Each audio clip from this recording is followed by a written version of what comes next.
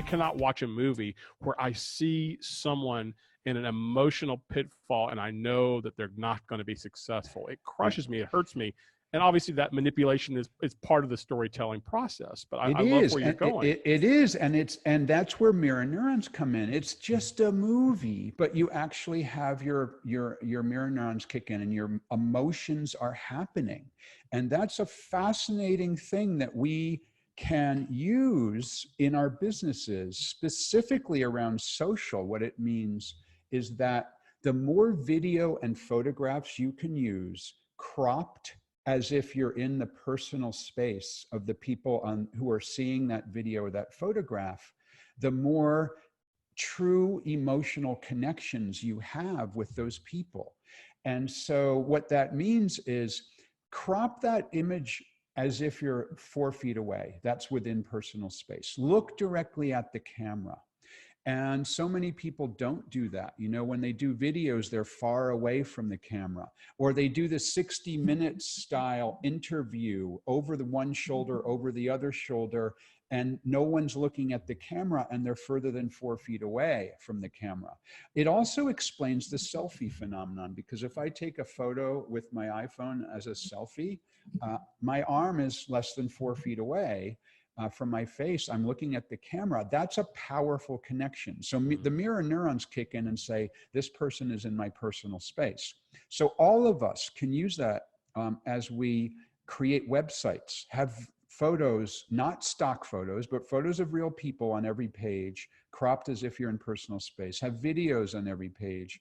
And when you do visual related social networks, Instagram is a great example, use as many photographs of people cropped in that way as possible. And it is incredibly powerful because it's hardwired into our brains, and you're triggering those mechanisms of very, very strong emotional connections with people. David, one of the other pull quotes that Adam and I loved was this one, that your relationship with your customer starts with your curiosity about them. Absolutely. So one of the really interesting chapters my daughter wrote, and we actually wrote the individual chapters ourselves rather than try to write from one unified voice, which was really hard. Reiko wrote a chapter based on a concept called narrative medicine. She's finishing up her medical degree now, and she's an expert in narrative medicine, which she learned at Columbia University. It's the idea of understanding the entire patient, the story of their life, rather than just their symptoms. And when you understand the story of a patient's life, you can create treatment especially for them, rather than just something generic based on the symptoms. And she tells the story of Jeremy, which is a pseudonym for an older gentleman who was suffering from a blood cancer. And Jeremy said, I'm an artist, I'm an amateur artist. The most important thing in my life is my art. My treatment should be focused on allowing me to do my art as long as possible, not on keeping me alive as long as possible. And once they knew that, the doctors could change the treatment such that Jeremy could do his art as long as possible. And that's the idea in the medicine sense of understanding your customer stories. And the same thing's true of any business. It's understanding that customer story, understanding who those people are. So many people, when they're doing transactional-based marketing, transactional-based business, will put a gate around the content that they create, whether that's a white paper, ebook, whatever it is. But if you give a gift without any expectation of anything in return, give that white paper for free, that's much more likely to get people who become your fans and who at some point will make a decision themselves without having to get into your sales funnel that they might want to do business with you. And sure, you can have an offer inside that free white paper. That's okay. But making that initial content for free is incredibly powerful. And that will build fans rather than just base your company on the transaction of taking the white papers, download, request, email, and then trying to sell to that person. David, in the spirit of Fanocracy, we have a very special guest here on this episode of the Social Pros podcast. Anthony Hild is here. He's been sitting very quietly while we record this podcast. Anthony runs Anthony's Landscape and Yard Service right here in Bloomington, Indiana, where I'm from. He's a big fan of the Social Pros podcast and an even bigger fan, rightfully so, of David Meerman Scott. So we invited him to sit in on the show because he is a big fan. He's going to ask you about the next pull quote. Anthony, take it away. Oh, wow. How exciting. Hey, Anthony, how are you? I'm Anthony. so glad that you're here. I'm so glad that you're going to ask a question. And I love the fact that you're into the Social Pros podcast. You're into figuring out how to market. So let's have it. Thanks for having me. The next one is welcoming fans into our inner worlds melts barriers between seller and buyer. Ah, great one. Welcoming fans into our inner world, opening up the kimono, letting people peek behind the curtain. We first thought of this idea as being really important when we were invited, when we made a reservation at a restaurant and we booked the chef's table. The chef's table was inside the restaurant's kitchen.